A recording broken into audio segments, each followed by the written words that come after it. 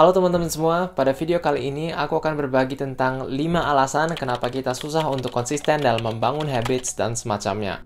Selama aku sekolah, aku merasa diriku ini agak pemalas, aku merasa diriku ini agak susah untuk konsisten dan membangun habits dan semacamnya. Tapi dalam 1-2 tahun ke belakang ini, aku beneran kayak nemuin flow untuk membangun habits dan menjadi konsisten. Dan melalui konsistensi inilah aku berhasil kemarin menyelesaikan beberapa event lari, menyelesaikan sekian puluh buku, dan juga mengizinkanku untuk travel ke berbagai negara di dunia. Bukan berarti ini adalah hal-hal yang harus teman-teman kejar juga, tapi menurutku di sini ada kemajuan besar yang udah aku buat. Dan selama aku struggle untuk membangun konsistensi ini, aku berhasil menemukan hal-hal yang menahan progresku dan juga membuatku menyerah terlalu cepat. Langsung aja kita masuk ke alasan pertama, yaitu cek progres terlalu sering. Jadi dulu kesulitanku dalam konsisten melakukan sesuatu itu adalah karena aku terobsesi dengan hasil yang akan didapatkan. Meskipun aku udah terlihat agak kurus sekarang, tapi dulu ada suatu fase di hidupku di mana aku sering ke gym untuk membangun otot dan semacamnya. Aku rasa alasanku untuk berolahraga waktu itu nggak begitu tepat. Jadi setiap hari habis aku olahraga dan semacamnya, aku pergi ke depan cermin dan aku mengukur-ukur, ini kok nggak nambah gede ya, berat badanku kok di sini-sini aja ya.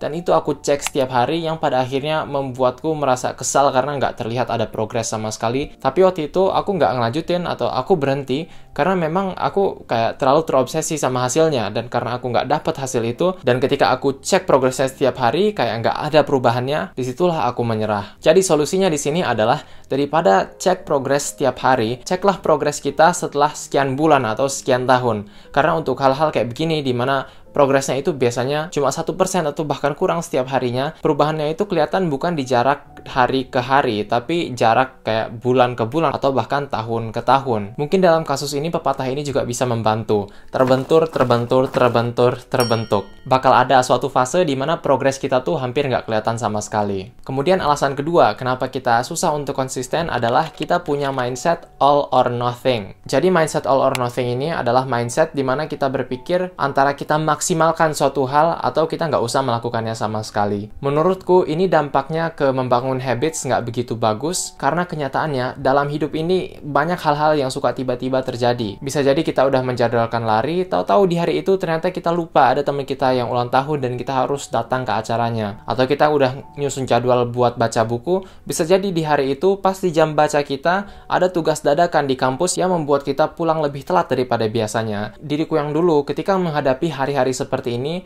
bakal kayak nggak melakukan apa-apa sama sekali karena aku berpikir all or nothing. Tapi sekarang aku sadari bahwa dalam situasi seperti ini yang terpenting bagiku bukanlah untuk memberikan performa terbaikku atau kualitas terbaikku, tapi yang terpenting di sini adalah bagaimana caranya aku tetap melakukan habit itu supaya bola saljunya terus bergulung. Jadi sekarang untuk habit lari katakan di mana aku udah cukup konsisten di 1,5 tahun ke belakang ini, itu kalau misalnya ada hari di mana tahu-tahu ada event mendadak atau aku tahu-tahu kayak sakit perut katakan atau tahu-tahu di luar terlalu panas, itu aku nggak mikir, aduh ini kondisinya kurang sempurna, maka aku harus istirahat aja. Itu sekarang aku lebih cenderung mikir, oke, hari ini memang nggak sempurna, memang kayak waktuku jadi terbatas, tapi gimana caranya aku bisa tetap melakukan habits ini. Jadi katakan jadwalku yang awalnya itu lari 6 km, sekarang bisa aja aku potong jadi 2 km, atau aku potong jadi hal yang tetap bisa aku lakukan pada hari itu. Terutama karena aku bukan atlet profesional, yang terpenting bukanlah bagaimana aku bisa keluarkan performa terbaikku dalam sesi latihan itu, tapi bagaimana aku tetap bisa menyelesaikan sesi latihannya. Jadi daripada berpikir all or nothing, dengan kita terus menjalankan habit sebisanya meskipun situasi nggak ideal, inilah yang bakal terus menjaga momentum kita dan membuat repetisi berikutnya terasa lebih mudah. Alasan ketiga adalah kita fokus ke hasil daripada fokus ke sistem. Ini sebenarnya udah agak terintegrasi di dua alasan sebelumnya. Supaya kita bisa konsisten dalam suatu habit, yang terpenting itu bukanlah hasil atau outcome-nya, tapi sistem yang membuat kita mudah untuk memberikan input.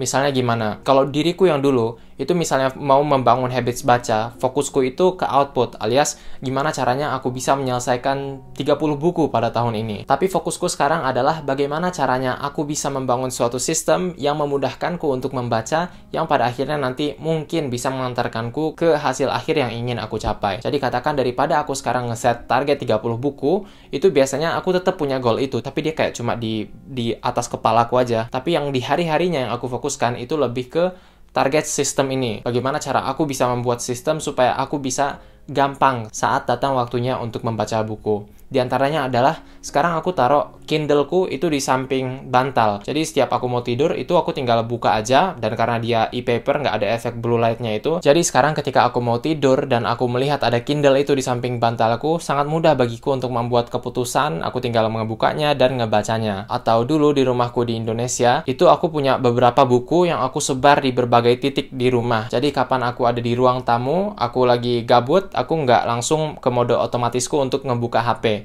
Tapi aku langsung ngambil kayak buku yang ada di situ. Salah satu hal yang harus kita fokuskan dalam membangun sistem ini adalah bagaimana caranya kita bisa memperkecil gaya gesek. Gaya gesek dalam artian gaya yang membuat sulit bagi kita untuk melakukan hal yang ingin kita lakukan. Jadi katakan kita sekarang mau bangun habits olahraga. Salah satu gaya gesek yang dibicarakan adalah katakan di pagi hari pas kita bangun, itu kita harus nyiapin baju dulu. Kita harus ngeluarin sepatu dari raknya dan semacamnya. Jadi untuk memperkecil gaya gesek ini, daripada kayak kita mikirin semua itu di pagi hari, mending kita siapin dari malamnya, baju, celana, kaos kaki beserta dengan sepatu. Jadi pas besoknya kita tinggal pakai aja dan pergi dan udah selesai. Dengan fokus membangun sistem-sistem seperti ini, dalam memperkecil gaya gesek dalam melakukan hal yang ingin kita lakukan, konsistensi akan lebih mudah terjaga. Kemudian alasan yang keempat adalah pikiran bahwa kita akan melakukan sesuatu selamanya. Ini maksudnya apa? Ini adalah hal yang sangat aku rasakan dengan channel YouTube ini.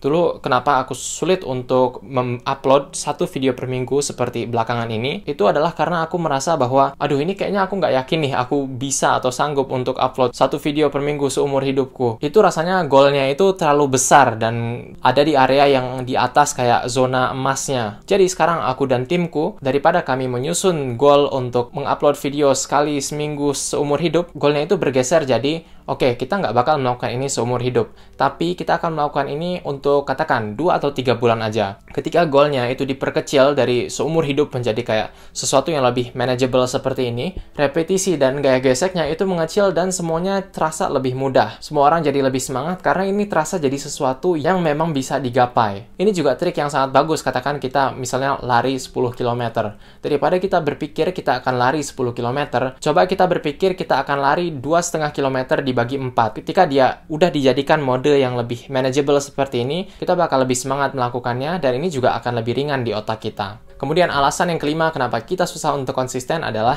kita berhenti 2 kali berturut-turut. Maksudnya apa? Kita itu mengizinkan suatu pengecualian berubah menjadi norma.